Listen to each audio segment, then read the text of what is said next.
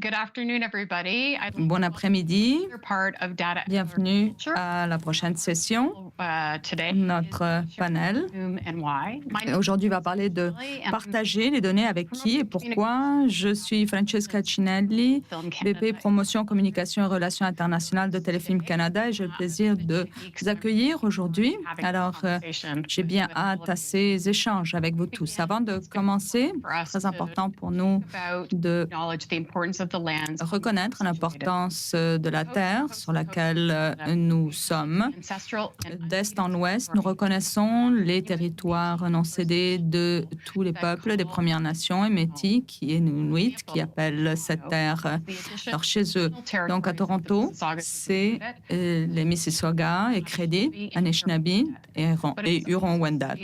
C'est également une ville qui est un lieu de rassemblement pour plusieurs peuples autochtones du Canada entier, y compris les Métis. Les 10 Premières Nations incluent les Cris, les Mi'kmaq, Niqabi, Algonquin, Montagnais, Abénaki, Mohawk, Atikamekw, Huron et Malécite.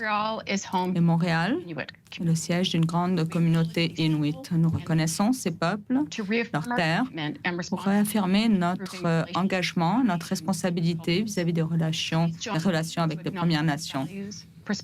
Reconnaissons les valeurs, les perspectives, les langues, les cultures de tous qui peuvent nous guider, nous inspirer, ainsi que le rôle des peuples autochtones comme intendants et comme gardiens des terres. Considérons comment chacun d'entre nous peut participer à cette réconciliation et à cette collaboration. Alors, merci. Alors, notre panel, est sur le partage des données avec qui et pourquoi. On ne sera pas trop technique, on va vraiment explorer le but de ce partage de données. On vous invite à participer à la conversation à travers les médias sociaux. On a également une transcription, ou plutôt une traduction, interprétation simultanée. Et la majorité des présentations se fera en anglais. Donc, si vous voulez partager en français. Et vous pouvez avoir translation simultanée. Merci. The flow of today is going to be an introduction Alors, on va voir une présentation de nos 3 panélistes. Ensuite, on a 3 grandes questions qu'on va explorer et on va ensuite écouter les questions à la fin. Quand on arrive à la période des questions-réponses, vous allez pouvoir rentrer vos questions donc en bas de l'écran et ainsi que vos réponses. Et je vais présenter Joan Jenkinson, directeur exécutif de Black Screen Office, pour commencer. Alors, merci de cette invitation et je n'avais jamais imaginé autant que les données pouvaient être autant motivantes, mais c'est clair qu'on a une grande participation. Alors, notre organisation existe depuis quelques mois, donc c'est une organisation à but non lucratif qui appuie les communautés de couleur dans l'industrie des arts et la télévision. Alors, on a également un autre invité avec nous. As Francesca said, my name is Robin. Robin, directrice du développement organisationnel à Mass Culture, qui est une organisation qui appuie les arts. Nous sommes très axés sur les communautés pour s'assurer que la recherche soit priorisée par le secteur d'abord. Et on œuvre pour développer un réseau national pour avoir davantage de capacités pour explorer les données et les connaissances dans le secteur. Et finalement, Patrick Lozo. En innovation, données, vie de Montréal. Hi, thanks for having me today. So I work for the Innovation Lab in Montreal. Alors, je travaille pour cette compagnie ici à Montréal avec données ouvertes depuis 4-5 ans maintenant. Et donc, on va parler des défis qui se posent pour des villes comme Montréal alors qu'on travaille sur la visualisation des données appliquées aux aspects sociabilité et mobilité. So let's get started. Parfait. Alors, la première question que je vais vous poser à vous tous, on va commencer par Joan. Quelle est la valeur du partage des données et pourquoi vous vous engagez à ce partage de données? Pour la communauté de couleur, il y a très peu de données, en fait. Quand on a commencé à parler de racisme systémique dans l'industrie du cinéma, on a commencé à lancer des programmes d'inclusivité, mais dans la communauté,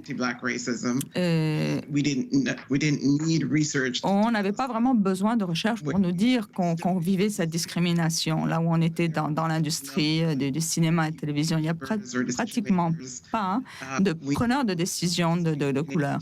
Et on sait que dans l'industrie télévisée au Canadien, il y a eu juste 4 séries et une comédie qui ont été produites par des Canadiens de couleur. Et en général, ça prend 10 ans pour qu'ils puissent réaliser leur deuxième production en moyenne.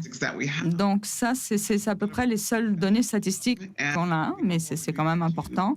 Et en allant de l'avant, on voudrait s'assurer de recueillir autant d'informations que possible sur la question. Parce qu'en tant qu'organisation, on a besoin de savoir qui on dessert. Et comme industrie, il faut que l'on commence à développer des pratiques, des politiques qui soient ensuite institutionnalisées. Parce que notre but, c'est de s'assurer que nos recherches puissent générer un intérêt sectoriel, qu'elles informent les différents programmes et qu'elles encouragent des nouvelles collaborations. Et notre résultat final, c'est qu'il puisse y avoir davantage d'engagement d'acteurs ou de représentants de la communauté de couleur dans cette industrie.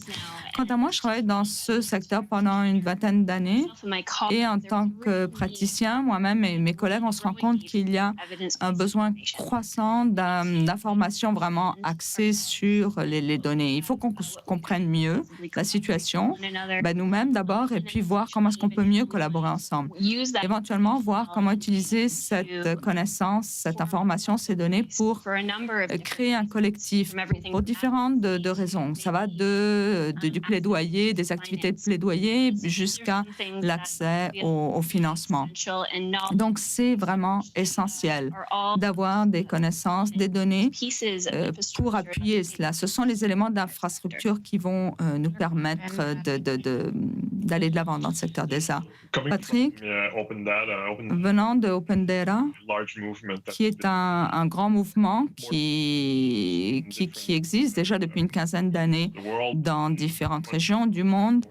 Et à Montréal, le mouvement Open Data, ça a commencé en 2010-2011. Et l'idée, c'est que les données qui sont recueillies pour opérer des services et voir comment la situation se présente. Et au bout de la ligne, ces données sont payées par les taxes des citoyens. Donc, ces données devraient également être remises aux citoyens, donc être mises à leur disposition. Donc, créer en quelque sorte une valeur en sachant que l'on a contribué à la création à l'accumulation de ces données. Donc, quand on collecte des données à travers les sondages ou autres, ces données devraient pouvoir revenir. Donc, le fait que ce soit ouvert, c'est que ces valeurs sont créées par une communauté et donc, ça veut dire qu'on sait que ces données sont collectées. Et on veut savoir aussi qu'est-ce qu'on fait avec cette information. Mais Open Data, c'est également une façon de s'assurer que l'on protège la confidentialité des individus, des citoyens, de façon à ce qu'on n'aille pas collecter de l'information privée ou confidentielle. Donc, ce qu'on essaye de faire, c'est créer de la valeur et de la mutualisation des données entre différents partenaires qui donc, ils sont intéressés. Maintenant, Montréal partage des données sur la mobilité, les questions sociales, mais il y a d'autres partenaires sur le terrain qui interviennent. United Way, Centraide, d'autres chercheurs. Et donc, ces personnes souhaitent également créer davantage de valeur à partir de ces données. Donc, c'est important de croiser les données entre les organismes pour les interpréter correctement. Ça, c'est aussi une nouvelle façon d'ajouter de la valeur à l'utilisation de ces données. Et un petit peu dans la même veine de la question, il y a la propriété des données et l'open data. Donc, ce serait intéressant, Robin, de parler un petit peu de cela, parce que, de façon naturelle, ce que je vois, c'est que beaucoup de gens recueillent des données, essentiellement, au départ, pour leur propre but, leur propre intention. Donc, ce serait intéressant de développer un peu là-dessus.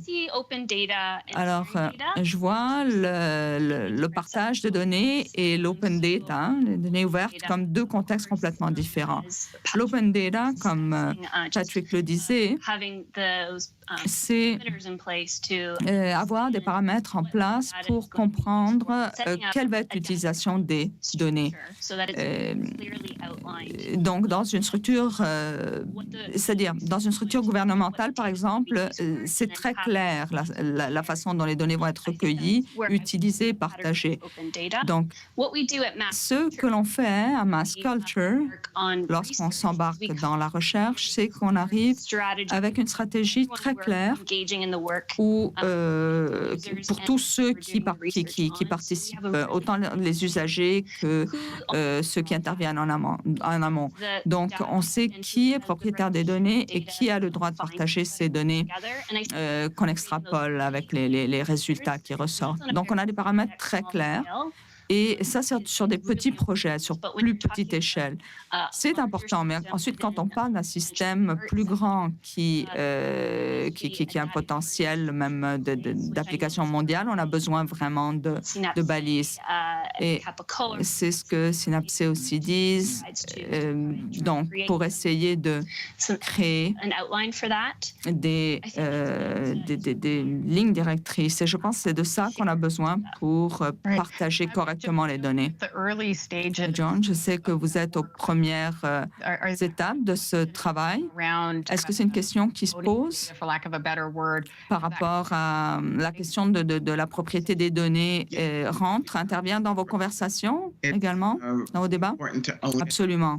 Très important d'être propriétaire des données parce qu'on veut être en mesure, on veut être ouvert par rapport à nos rapports, qui soient accessibles, etc., le plus possible. Mais on veut également contrôler la façon dont on utilise les données pour s'assurer que l'on soit redevable par rapport à ces données. Et comment elles sont diffusées, ces données-là, ultimement, on veut s'assurer qu'ils soient utilisés pour apporter des changements concrets par rapport aux intéressés, aux intervenants. Je pense que c'est peut-être le bon moment pour passer à une autre question, c'est-à-dire comment est-ce que l'on aborde le partage de données, les bases. Alors peut-être Patrick pourrait nous partager un petit peu le travail qui a été fait dans ce sens-là. Alors, je voulais justement parler précisément de ces projets, c'est-à-dire que Open Data a ses limites parce qu'on ne peut pas envisager de tout partager. Et Open Data choisit un certain spectre d'ouverture et donc ce sont des questions bien spécifiques reliées à l'information, la nature de l'information. Quand on essaye d'aller de l'avant avec certaines catégories d'informations, on rencontre des questions de gouvernance aussi. Donc, il s'agit de savoir comment est-ce que les données ont été créées au départ, parce que parfois, ce n'est pas nécessairement la façon dont on s'y prendrait maintenant. Donc, il faut s'assurer que ces principes sont partagés parmi les usagers des données. Et puis, on veut également créer un climat de confiance entre les différents actionnaires ou intéressés et s'assurer qu'il y ait le bon engagement. Donc maintenant, on a beaucoup de feedback de la part des gens qui questionnent l'utilisation des données et d'où elles viennent ces données par rapport à, par exemple, l'utilisation des téléphones cellulaires et que ça puisse être des données personnelles. Donc, on veut savoir que les personnes qui veulent utiliser ces données savent exactement où est-ce qu'elles s'en vont. Et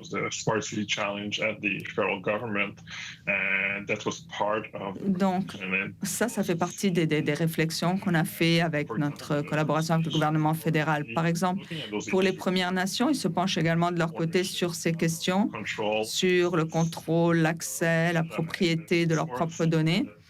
Et c'est un petit peu le même principe pour les citoyens et les communautés, pour essayer d'avoir un meilleur contrôle sur les données, savoir qu'est-ce qu'on fait avec l'information, avec les données, et voir aussi qu'est-ce qui pourrait être fait, qu'est-ce qu'on pourrait extrapoler cette information. Parce que si on veut en savoir davantage sur une question, on veut s'assurer aussi que l'on est capable de compiler correctement ces données, éviter les biais ou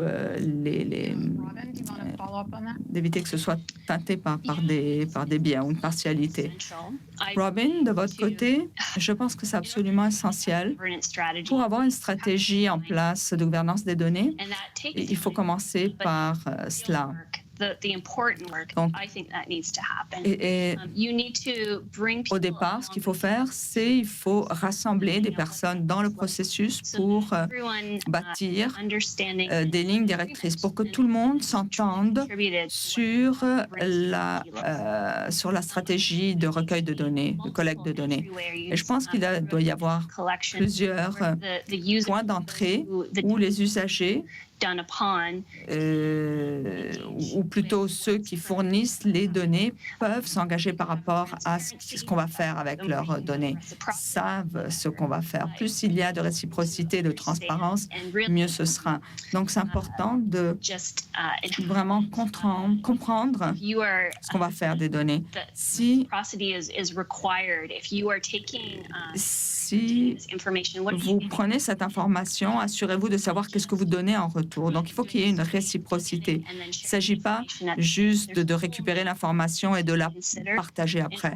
Il y a toute une partie au milieu qui doit être considérée pour si on veut vraiment parler de partage de données. Autrement, on peut partager tout ce qu'on veut, mais personne ne va recevoir ces données parce qu'ils ne vont pas comprendre la pertinence de ces données. Ils vont juste savoir que ces données existent. Donc, il faut sensibiliser les gens, construire la communauté, bâtir la communauté par rapport à ces données, à ces open data, et faire comprendre la pertinence de ces données.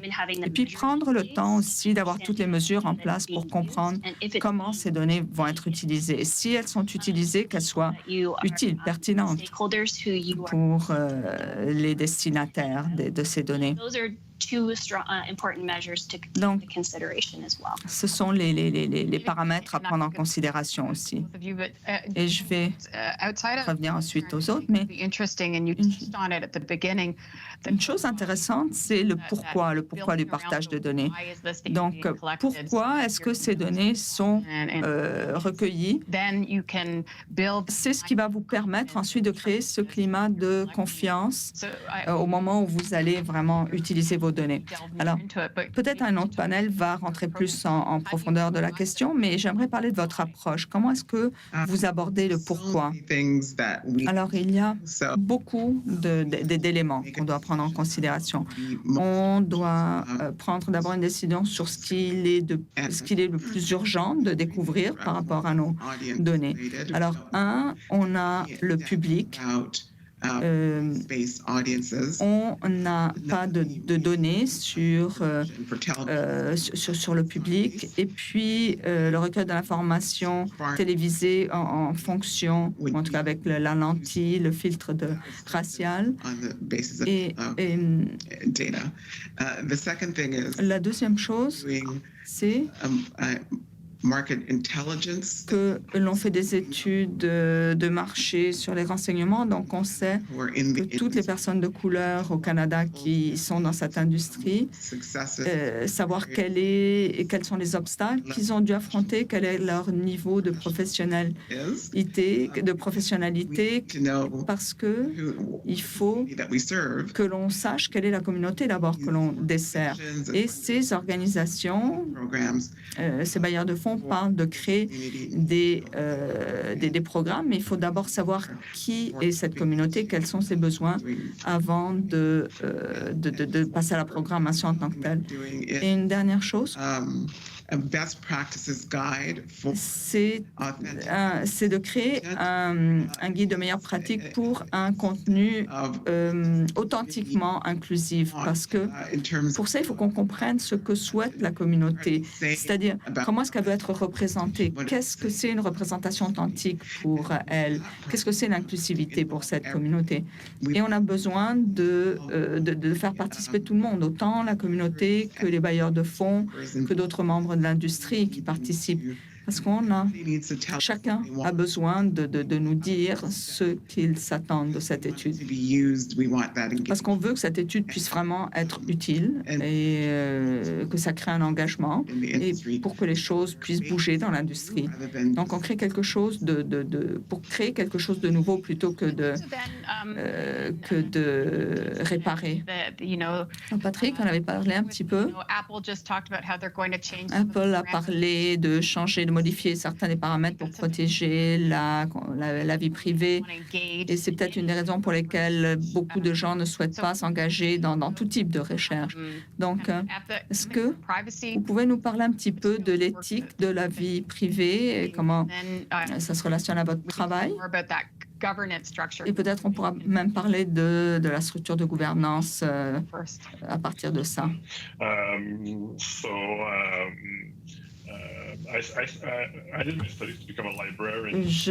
J'avais fait mes études au départ pour être bibliothécaire et parmi les formations qu'on reçoit, c'est l'importance de protéger la vie privée.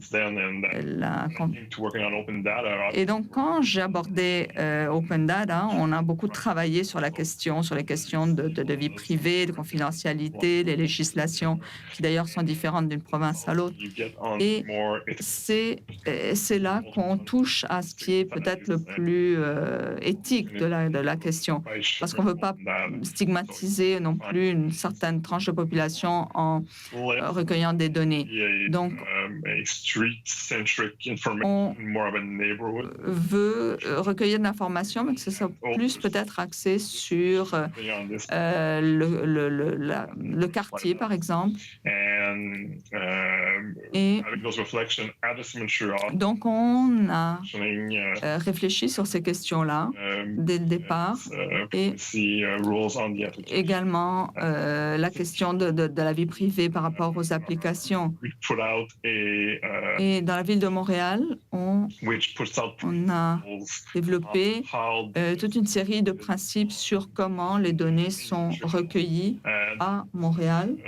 Et donc, ces réflexions ressortaient de discussions sur le recueil de données. Donc, la ville a essayé de mettre en place des lignes directrices sur la collecte de données pour s'assurer que l'on explique clairement pourquoi est-ce qu'on fait un recueil de données, une collecte de données, et également expliquer qui pourrait être touché par l'utilisation de ces données. Donc, ce qui se passe, c'est qu'on a beaucoup plus de données, en fait, qui sont recueillies de l'extérieur des villes, que ce soit des autos ou autres. Donc, la ville a quand même ses limites par rapport au contrôle de qui collecte les données. sur son territoire. Mais on a essayé de présenter cette charte pour expliquer qu'on veut limiter la collecte de données et expliquer les points de vue éthiques pour s'assurer que ces données soient utilisées à l'interne. Et expliquer qu'après un certain temps, le temps d'utilisation de ces données doivent être éliminés. Et donc, on a constaté que certaines villes étaient plus conscientes, sensibilisées, et ultimement, c'était plus avantageux pour les personnes d'être informées, mieux informées sur l'utilisation des données qui étaient collectées. Et donc, ce sont souvent les personnes qui sont les plus sensibilisées à comment vont être utilisées les données qui seront les plus prêts à participer. Et quand on explique, par exemple, que l'on veut partager les données de vos téléphones à travers l'application Flashlight, c'est peut-être là que ça va pousser les gens à essayer de comprendre davantage quelle va être l'utilisation. Alors, Robin, ce serait bien de savoir votre approche. Qu'est-ce que la structuration de cette gouvernance, de quoi est-ce que ça peut avoir l'air? Et ensuite, vous avez parlé du fait que ça doit aller au-delà d'un sondage et d'une introduction. Alors, qu'est-ce que l'on peut faire pour que les personnes sachent où leur information personnelle sera gardée et comment elle sera partagée?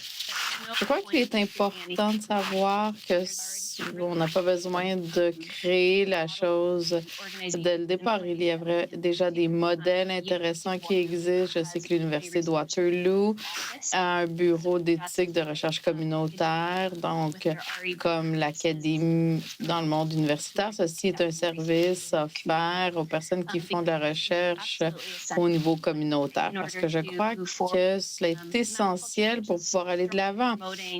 Et Mass Culture fait la promotion que plus de recherches soient faites dans le secteur des arts. Et pour pouvoir le faire et pouvoir bien le faire et prendre tout ce que l'on doit en considération, on doit s'assurer que l'on ne cause pas de dommages en allant de l'avant.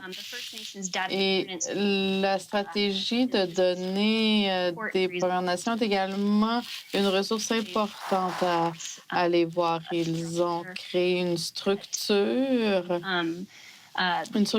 qui, je crois, ils ont pris le temps, ils ont mis beaucoup de considération.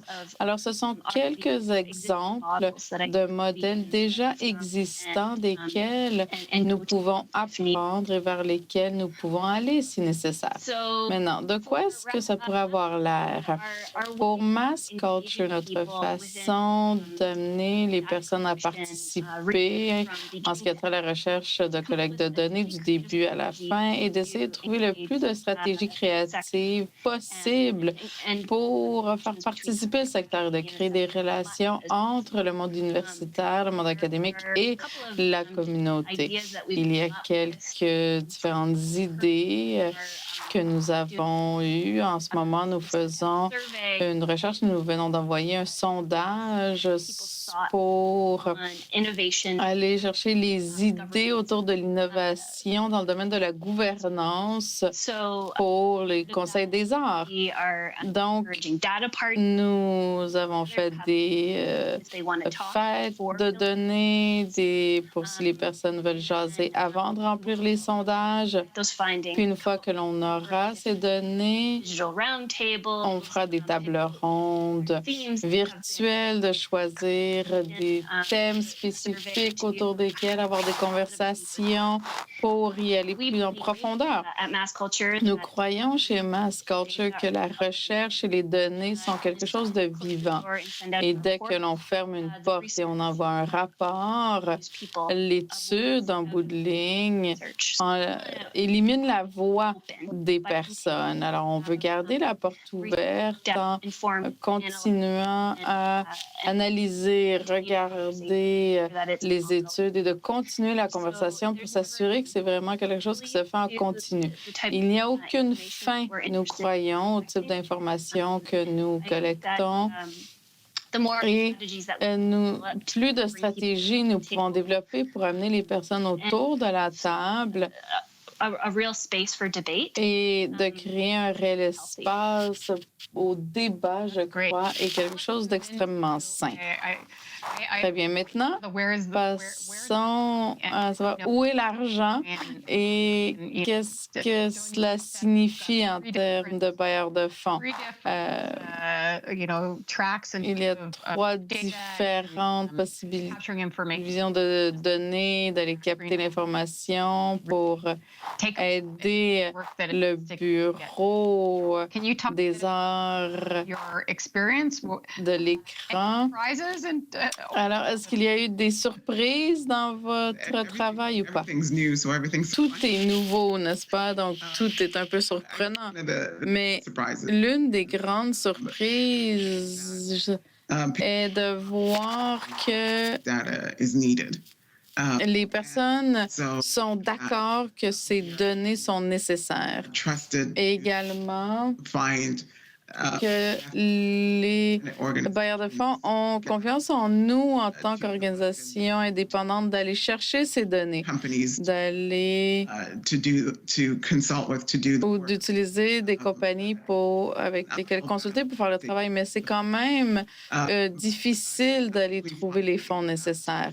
Mais je trouve que c'est un processus très intéressant lorsque l'on parle à un diffuseur ou un bailleur de fonds, une agence publicitaire sur notre projet, on apprend davantage sur quels sont leurs besoins et ce qu'ils cherchent. Ils sont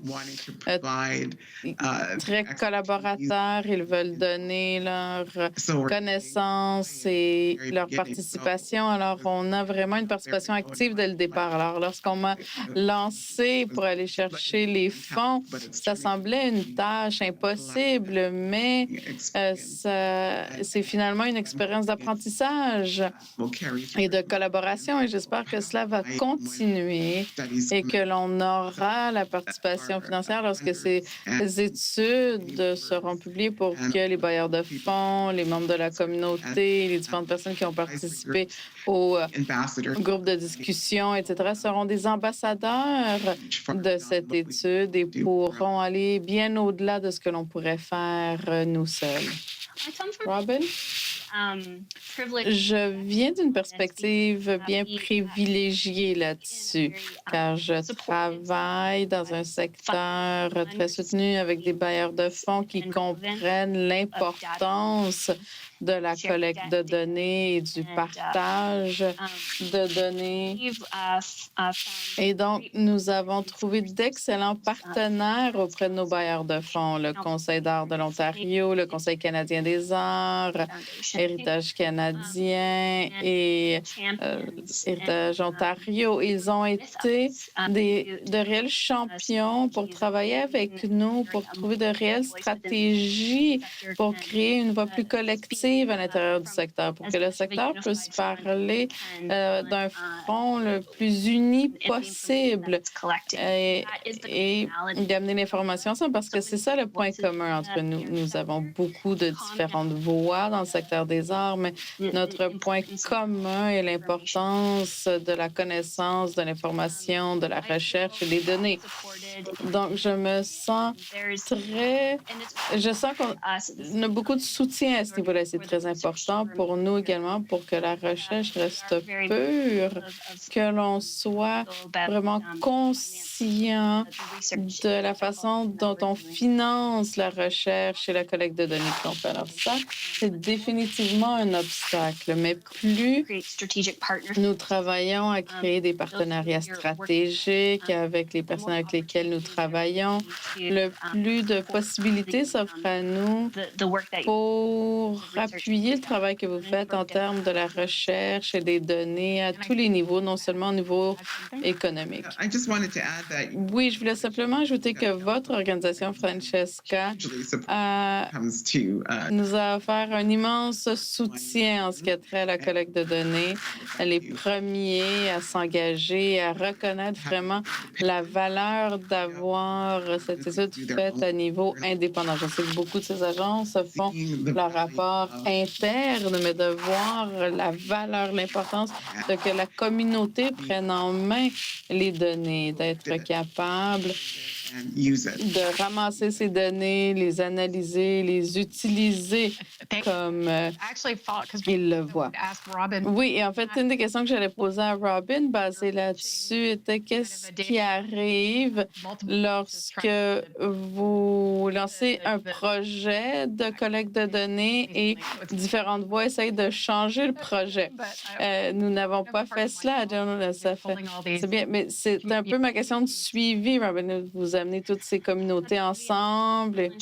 Et certainement, c'est le défi continu et toute une question de négociation. J'espère peaufiner mes habiletés là-dessus pour qu'on arrive à un certain accord autour de la table. C'est clairement une discussion. Il faut avoir une conversation pour comprendre les valeurs et principes autour du travail que l'on fait. Quel est l'agenda de la recherche ou de l'étude et que tout le monde soit d'accord et sur la même page là-dessus.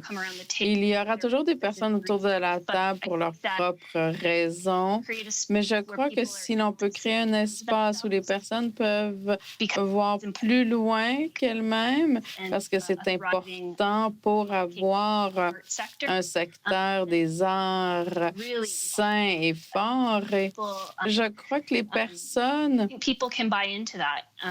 peuvent être d'accord. Et sinon, ce ne sont probablement pas les meilleurs partenaires avec lesquels travailler, je dirais. Perfect. Patrick. Patrick? Yeah, I just wanted to go in Je voulais simplement mentionner common projects. que dans les projets que nous avons, One on social issues and one around nous avons deux secteurs, un sur les mobilités, un sur les enjeux sociaux. Je viens de revenir d'une rencontre sur les données sociales et ça a été tout un an de travailler sur une base commune et qu'est-ce que cela signifie pour chaque organisation assise autour de la table et d'essayer de voir quels sont les enjeux principaux que l'on doit adresser, quelles sont les données que l'on doit aller chercher ensemble parce qu'il y a beaucoup de partenaires Santé publique de Montréal, et l'Université de Montréal, la Ville de Montréal. Et donc, c'est de voir qu'est-ce que l'on peut faire ensemble, que l'on n'arrive pas à voir chacun de notre côté et d'amener ces informations ensemble pour voir qu'est-ce qui est créé autour. Je crois que l'objectif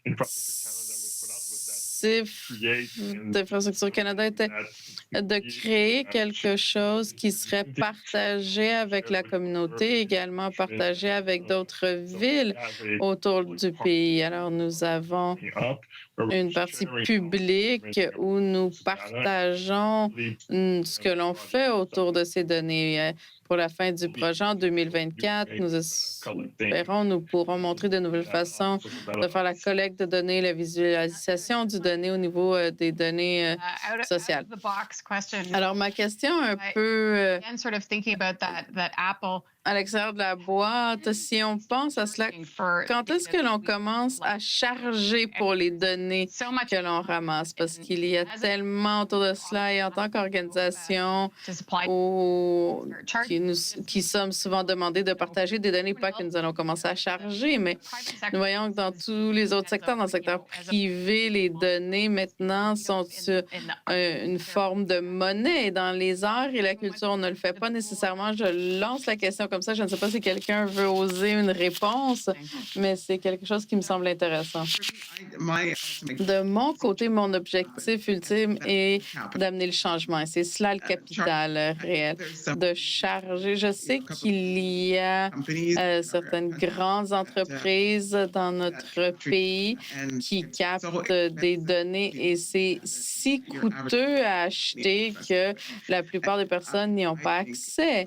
Et je crois que si, du moins pour moi, dans notre secteur, nous parlons de changements massifs qui doivent se faire. Et c'est une question de mobiliser ces connaissances. Et nous avons besoin de ces connaissances comme base pour amener les grands changements. Et je crois que l'argent ne peut pas être un facteur dans ce cas. Je dirais que l'accès est absolument essentiel. Donc, de mettre un coût, un prix sur des données qui, en fait, ne nous appartiennent pas, n'est pas une possibilité, selon moi. Par contre, s'il pourrait y avoir des frais pour des services, disons, si les données doivent être analysées, compilées ou visualisées d'une façon particulière, je pourrais avoir un coût relié à cela parce que c'est un service. Si quelqu'un, par exemple, voudrait ce que fait Joan en visualisation de données, je crois que ce service devrait venir avec un coût, mais les données en tant que telles devraient être pleinement accessibles. Très bien. Je suis consciente que l'on voulait recevoir des questions également des participants. Alors, si vous avez des questions pour nous, je serais prête à les prendre et peut-être en attendant de voir s'il y a des questions, ce qui pourrait être intéressant ou ce qui serait intéressant de mon point de vue serait de parler un peu plus. C'est toujours cette idée des différentes itérations. Alors, quand est-ce qu'en plein milieu d'une collecte de données, qu'est-ce qui arrive lorsque on arrive au milieu d'un projet de dire on aurait dû poser cette question ou cette autre question. Des fois, on est à mi-chemin dans la collecte de données. Parce que je sais que c'est quelque chose qui m'arrive en ce moment. Alors, peut-être, je ne sais pas si vous avez eu ces expériences où, en regardant les réponses, vous vous rendez compte que vous avez manqué la vraie question. Oui, ça nous est arrivé très tôt dans le projet, lorsqu'on regardait, lorsqu'on essayait de voir qui est-ce qu'on voulait faire participer. Nous avions oublié tout un secteur vraiment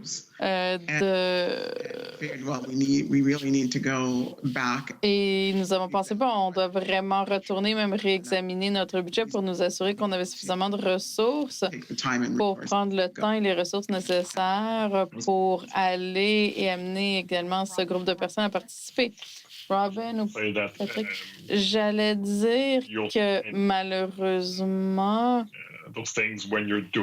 c'est quelque chose qui arrive bien souvent parce qu'on découvre cela pendant que l'on fait le travail. Alors, ne vous sentez pas mal que cela arrive. On apprend et si vous faites un feedback et vous dites, bon, la prochaine fois, je vais être un peu plus précis sur cet aspect ou je vais poser cette autre question et ce sera à ce moment-là plus clair.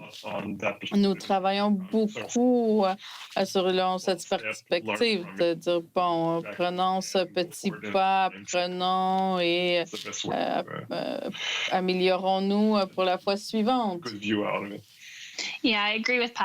Oui, je suis d'accord avec Patrick que c'est un processus d'apprentissage itératif au niveau de la collecte de données et la recherche. En novembre dernier, nous avons terminé une bourse avec l'Université Creighton et dès que j'ai partagé les résultats, il y avait une attente de d'en avoir plus. Alors, il faut voir comme différentes couches. Il y a encore des possibilités d'ajouter des couches toujours aux données. Une des choses que l'on a fait, qu'une des suggestions qui nous est revenue, est que l'on doit aller chercher des histoires autour de la recherche que l'on faisait.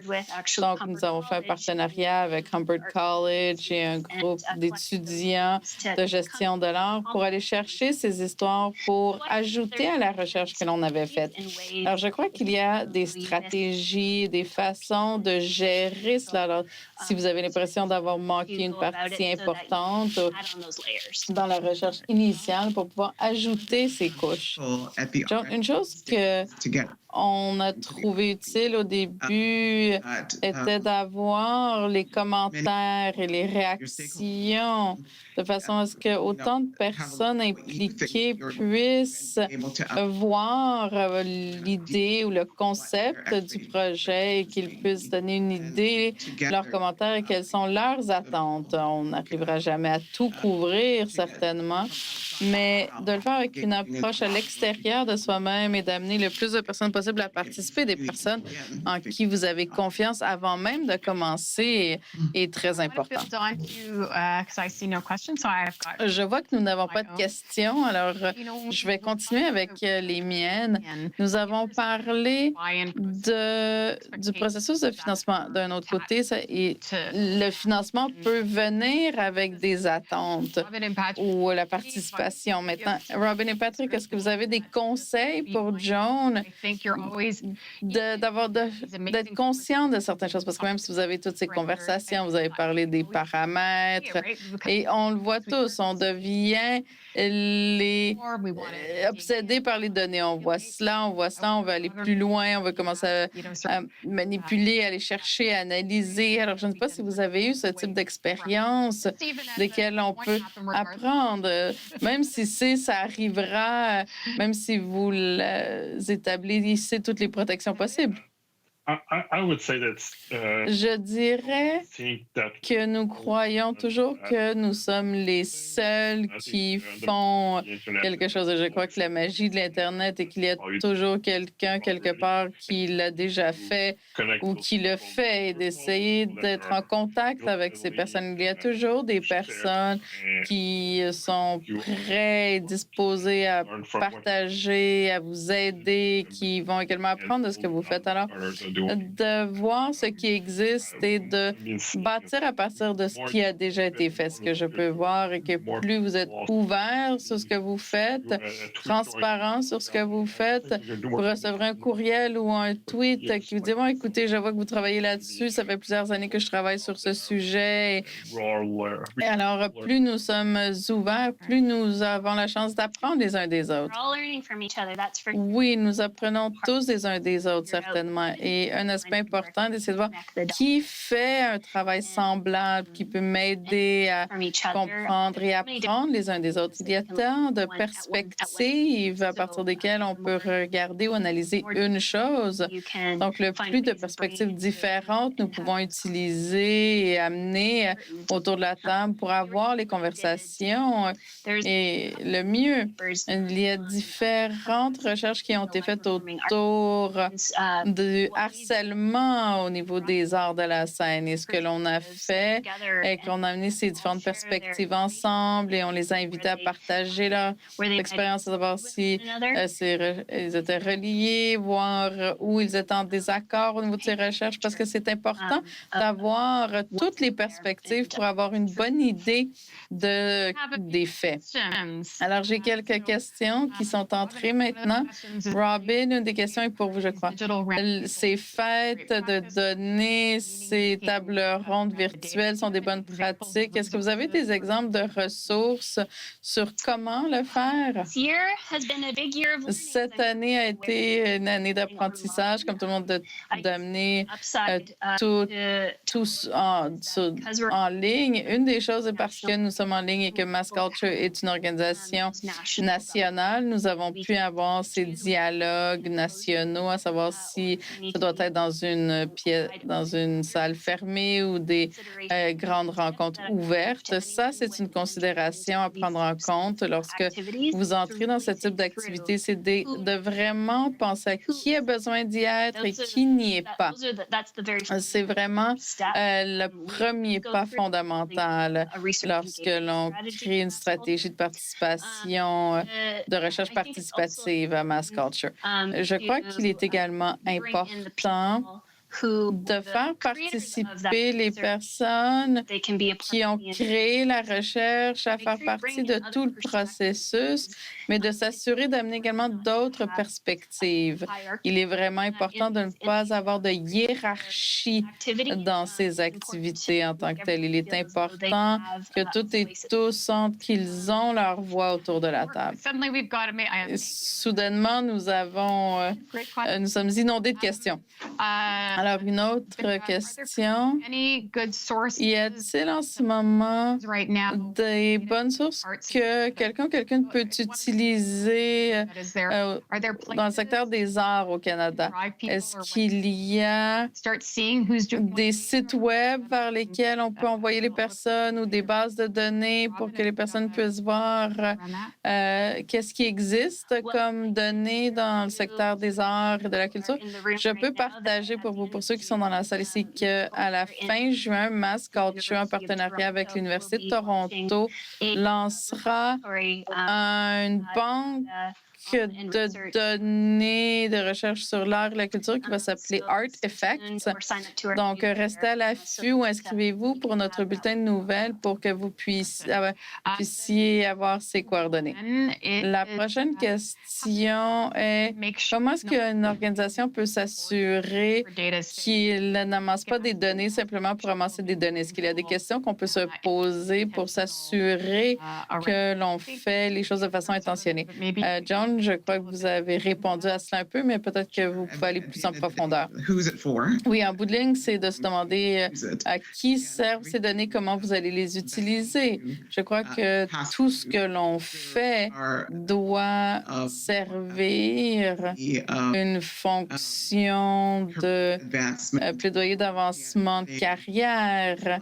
On essaie d'avoir des données de base vraiment qui n'existent pas en ce moment. Et nous sommes une petite organisation. Alors, tout ce que l'on fait doit être fait de façon économique et doit être utile. Et on doit s'assurer qu'on fait tout ce que l'on peut en termes de mobilisation des connaissances de toutes les façons possibles, avec tous les outils, tous les atouts auxquels on peut penser pour mobiliser nos informations avec toutes les parties prenantes. La prochaine question est peut-être Patrick, que vous pouvez répondre. Est-ce que vous travaillez avec des sous-traitants pour vos sondages?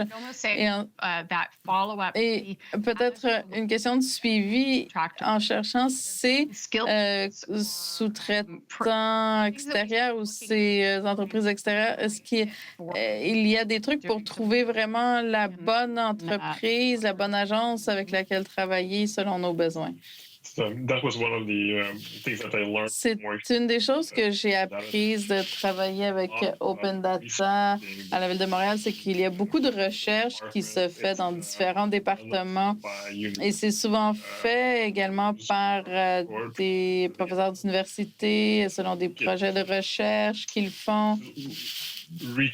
Et je crois qu'il faut commencer par aller voir ce qui a déjà été fait sur les différents sujets, parce qu'il y a toujours quelqu'une qui est intéressé à faire une recherche qui serait également utile pour eux dans leur recherche académique. Par exemple, la Ville de Montréal a un bureau de relations avec les universités. Et donc, il est important de voir qui sont peut-être les professeurs universitaires qui travaillent déjà autour du sujet qui vous intéresse. Alors, c'est d'essayer de voir autour de vous, et selon le sujet spécifique qui vous intéresse, qui travaille déjà sur ces sujets. Très bien. Alors, on doit commencer à conclure. Et j'espère que mon auditoire, toute notre vie presque est comme une émission émission de télévision maintenant. On est toujours à l'écran. J'espère que ceux qui sont ici en tant que participants, c'est plus une question de comment et quand nous partageons les données, mais même cette approche générale qu'avant même de commencer un projet, quelles sont ces questions, le pourquoi, pour qui est-ce qu'on le fait, comment est-ce que ces données seront utilisées. Je crois que maintenant, plus que jamais, ce travail doit être fait. Et j'apprécie vraiment le fait que vous avez toutes et tous dit que ce travail est difficile au départ d'amener les parties prenantes et d'explorer les questions avec eux, de vraiment les amener à participer avec l'énergie et leur engagement au pourquoi du projet. On m'a demandé de faire un petit résumé, mais bon, j'ai beaucoup de notes ici, j'ai d'excellentes notes. Genre, la mobilisation des connaissances, le climat de confiance. J'ai simplement écrit toutes les phrases que vous m'avez données. Alors, merci pour mon travail en tant que personne en communication.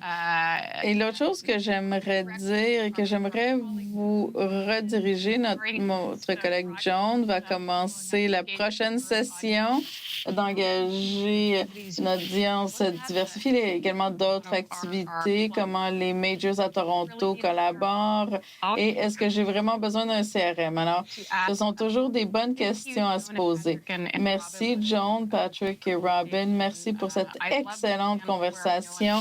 J'adore ces panels et je sais que je vais vous contacter après pour continuer la conversation sur le travail que vous faites.